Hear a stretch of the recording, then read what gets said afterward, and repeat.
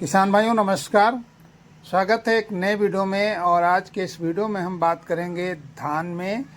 जो समय होता है रोपाई के बाद 20 से और 50 दिन के बीच का, वो कितना महत्वपूर्ण होता है, जिससे कि अपनी धान की फसल जो है उस समय अच्छे ग्रोथ भी चलती है और उसमें कौन कौन से ऐसे पोषक तत्वों की पूर्ति करना ज़रूरी होता है ताकि अपना उत्पादन जो है 30 से 40% अधिक हो सके।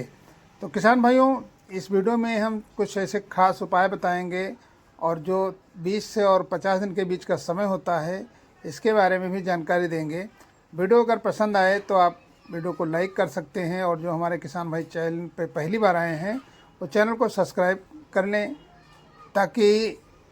जो भी जानकारी है आप तक आसानी से पहुँचे। किसान साथियों, धान की खेती अगर हम करते हैं तो उसमें कुछ ऐसे खास बातें हैं जिनका बहुत ध्यान रखना ज़रूरी होता है ताकि हमारी जो फसलें हैं बहुत अच्छी से चलें और समय से किया गया कार्य आने वाले समय में अच्छा परिणाम देता है। जो भी खाद या दवा जिस चीज़ की हम अपने पौधे में आवश्यकता समझते हैं वो अगर हम समय से कर देते हैं तो अपने खेत में जो धान की फसल लगी हुई है इसमें उत्पादन बढ़ेगा और कल्लों की संख्या जितने ही फुटाव होगा अपने कल्लों में उतने आगे चल कर के उत्पादन पे फ़र्क पड़ेगा। तो इसलिए जो ये समय हम बता रहे हैं धान में 20 से और 50 दिन के बीच का होता है, इसमें आपको क्या क्या देना है। किसान साथियों, अगर हम धान की खेती की बात करें तो रोपाई के 10 या 12 दिन 15 दिन पे हमारे बहुत सारे किसान भाई पहली यूरिया का उपयोग कर देते हैं। कुछ किसान भाई पहली यूरिया में कुछ माइक्रो न्यूट्रेंट मिला के डालते हैं और कुछ किसान भाई पहली यूरिया के साथ ऊपर से DAP मिला करके बुआई करते हैं और सिंचाई भी कर देते हैं। तो ये सब चीज़ पहली यूरिया में कई ऐसे पोषक तत्वों की भी पूर्ति करते हैं। कुछ किसान भाई पहली यूरिया में ज़्यादा पोषक तत्वों की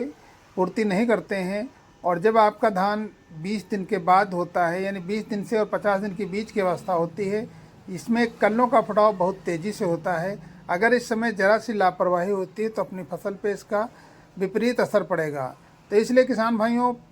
आप अपने खेत को देख लें अच्छे तरीके से कि किसी तरीके का खरपतवार तो नहीं है। अगर इस अवधि में खेत में खरपतवार की अगर कोई समस्या आती है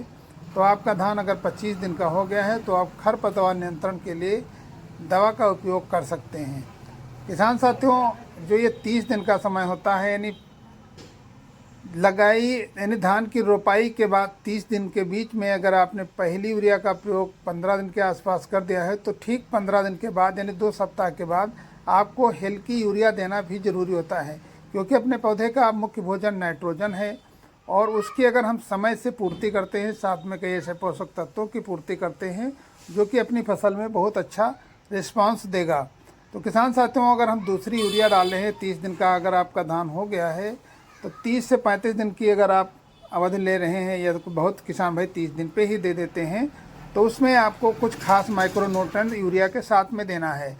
अगर आप यूरिया की बुआई कर रहे हैं तो उसमें आप 30 से 35 किलो यूरिया ले सकते हैं और उसके साथ में जिंक की अगर हम बात करते हैं तो 21% जिंक ले सकते हैं, जिसमें जिंक के साथ कुछ मात्रा में सल्फ़र भी पाया जाता है। यानी 21% की जो जिंक सल्फेट आती है उसमें सल्फ़र की कुछ मात्रा मिलती है, उसको आप ले सकते हैं। और साथ में अगर आप ह्यूमिक एसिड का प्रयोग नहीं किए हैं तो 1 एकड़ में आप ह्यूमिक एसिड 1 किलो ले सकते हैं, या